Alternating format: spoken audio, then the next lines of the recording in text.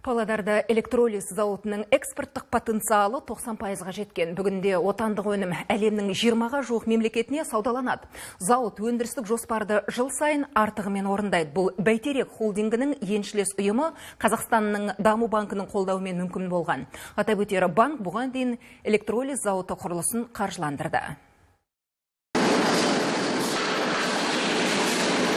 Қазақстан электролиз зауыты алюминий шығару бойынша елдегі бірегей зауыт. Кәсіпорын сапалы өнім алуға мүмкіндік беретін заманауи технологиялармен жабдықталған. Жобалық қуаты жыл сайын артып келеді. Биыл 258 мың тонна өнім шығармақ. Ол былтырғыдан 4 мың тоннаға артық. Салмағы 20 келілік А8 және А85 маркалы құймаларға сұраныс жоғары.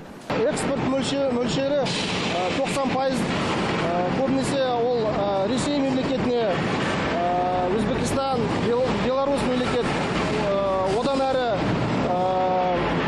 оңтүстік, орталық Европаға мемлекеттеріне жіберіледі. Бірақ та өзіміздің ішкі заводтарда пайдаланады. Бірнеше жылға жоспарланған біздің бағдарламаларымыз бар. Ол тоқ қуатын көтеру. Сондықтан жыл сайын 1000-дан 2000-ға дейін жоғары көтеруге бағдарламамыз бар.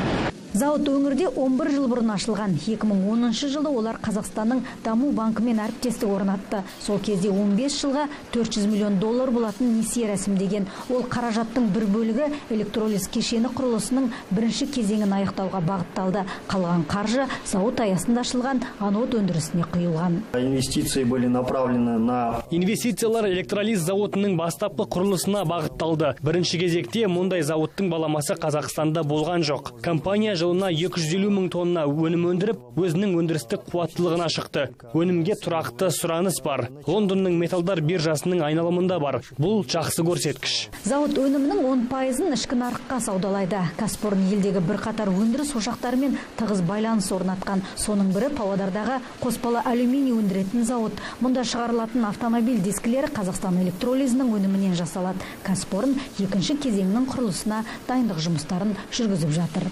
Әсемгүл Мұхитқызы, Нұрлан Әлімханбетов, Астана телеарнасы, Павлодар.